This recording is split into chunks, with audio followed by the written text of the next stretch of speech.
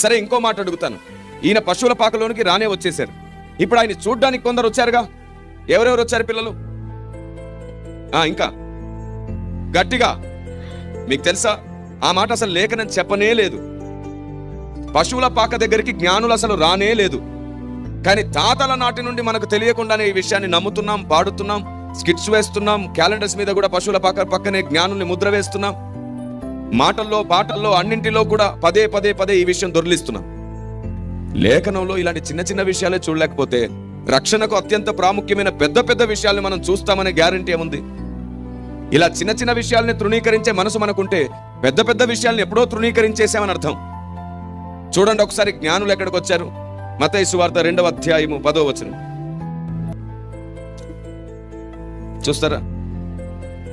వారు ఆ నక్షత్రమును చూచి అత్యానంద భరితులై ఎక్కడికొచ్చి